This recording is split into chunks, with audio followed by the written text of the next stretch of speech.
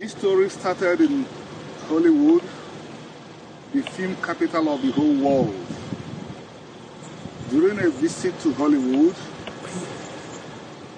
I thought about this book I am holding in my hand, which talks about the Jewish contribution to Hollywood. It occurred to me that there is an Igbo angle to this story as well. We cannot talk about Nollywood, Nigeria's film industry, which is the third largest film industry in the world, without talking about the film Living in Bondage.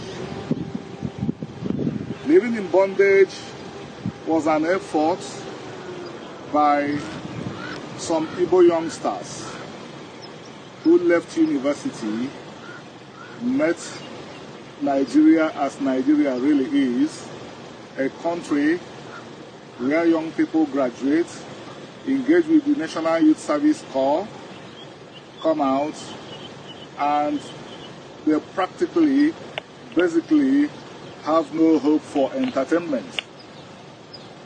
The Jews came to America, Ashkenazi Jews specifically, and employed themselves by creating the most important film industry in the world. When these Igbo people graduated, they practically, basically, importantly, did the same thing. You will look at what fired some of the Jews. They did not want to be slaves to salary. These Igbos that did Living in Bondage did not want the same thing to happen to them too. They put together some money, found some enterprising Igbo businessmen, and they produced Living in Bondage, and Nigeria got a film industry. Before Living in Bondage, some Nigerians were making films. We know about a Nigerian who came as far as Hollywood, featured in some films there. I think his name was Herbert Ogunde. But nobody called it Nigerian film industry. Nobody called it Nollywood until Living in Bondage. After Living in Bondage, trust the Igbo people, they poured their energy into this project. In every corner of Lagos, Surulere, Agora, Agoda, wherever you found Igbos, they were making films. This whole effort transferred to Asaba, transferred to Enugu. People retired from their jobs as school teachers, went into filmmaking, and at the end of the day, Nigeria got its industry. And 30 years after this Igbo effort, Nigeria's film industry has grown to be the third largest in the world. After Hollywood, Bollywood, you have Nollywood, which from the story I've told, is essentially an Igbo product. Why am I telling this story, which is a very big part of my next project? Igbos are builders. They have built, but they have hardly been given credit for their efforts. If you want to talk about the groups that made Nigeria, that created Nigeria, that made Nigeria to be a reality, you will be talking about the British and the Igbo people. It was the Igbos that left every corner of their own territory and formed human bridges all over the country called Nigeria.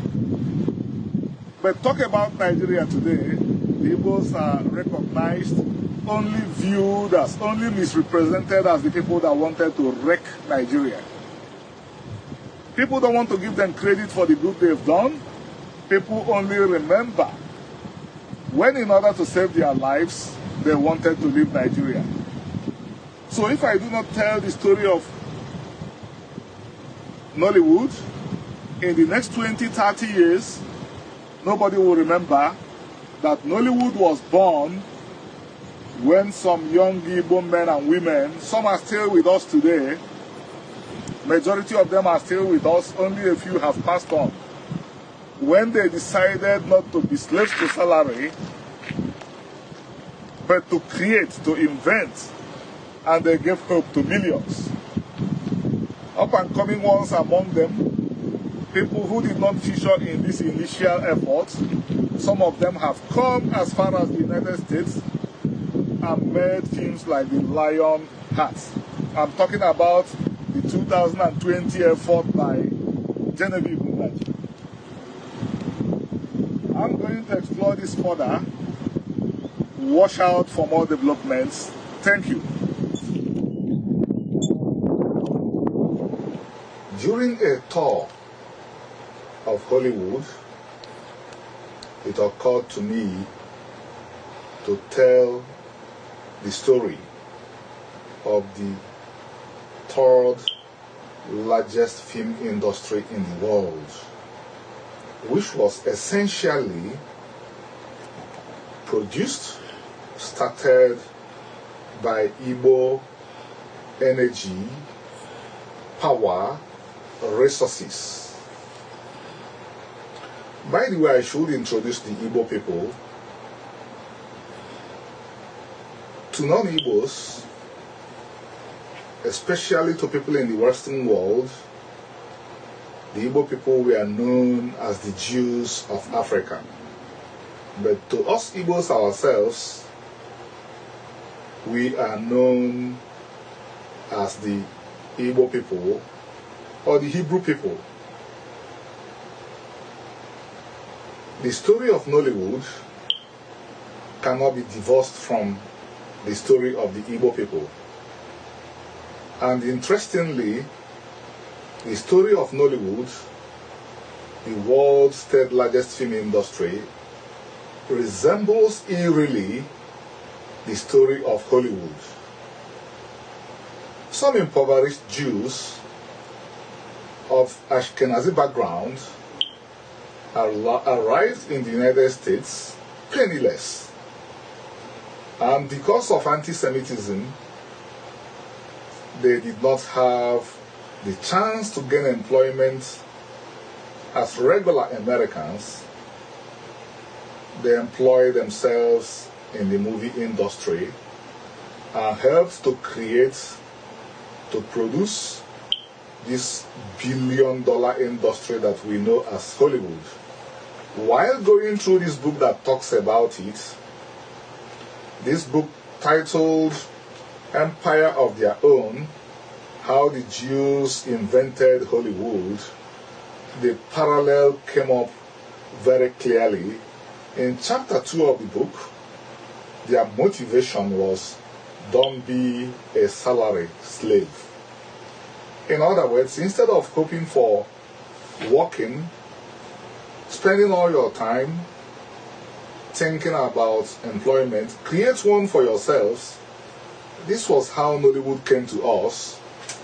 Some young Igbos left university. I understand that majority of them went to the University of Port Harcourt, went to Lagos, which became the most attractive city to Igbos after very harsh policies made on Onitsha, the Igbo commercial capital that was the most commercial, the commercial capital of Africa.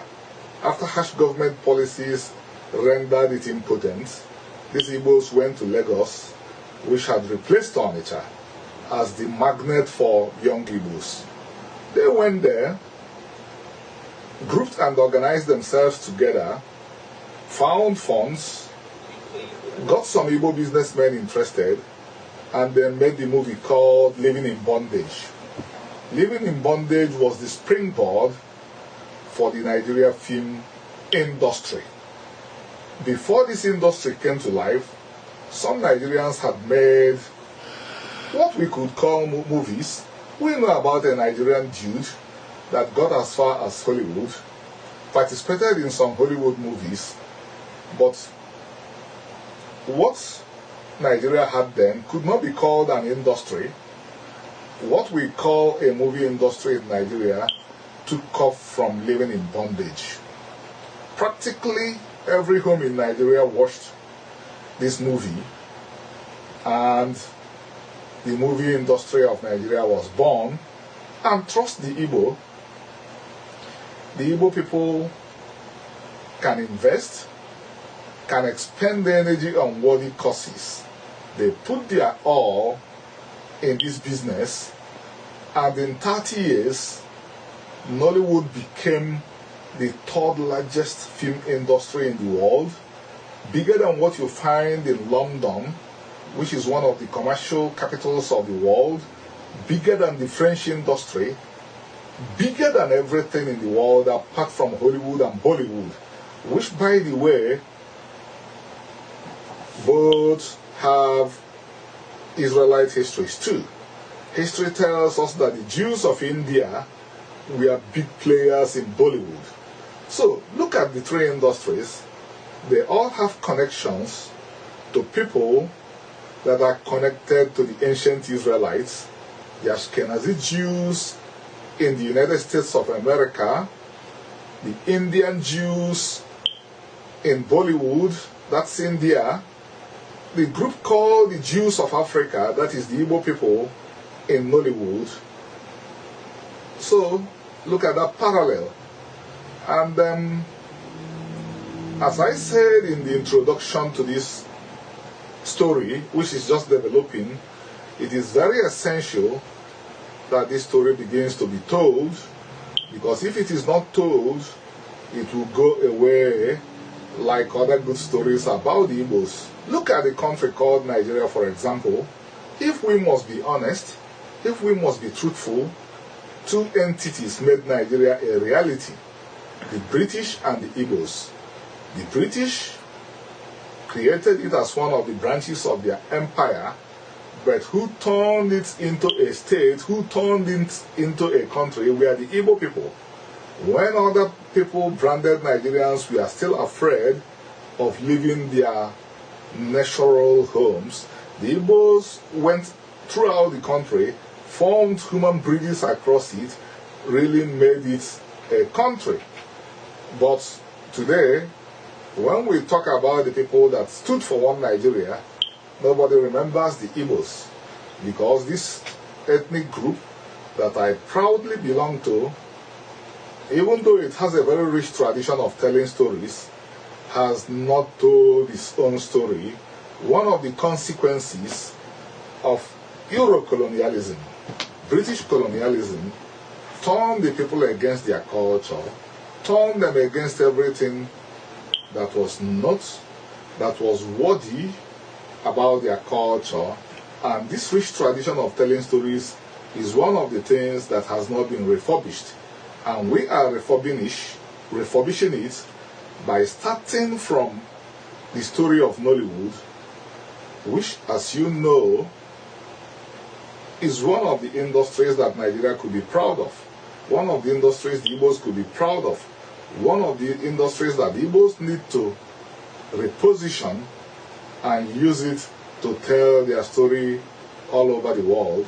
And on this note, we promise you more stories about this industry that will in time bridge the gap between the three largest film industries in the world: Hollywood, Bollywood, Nollywood. And on this note, we pause. Thank you.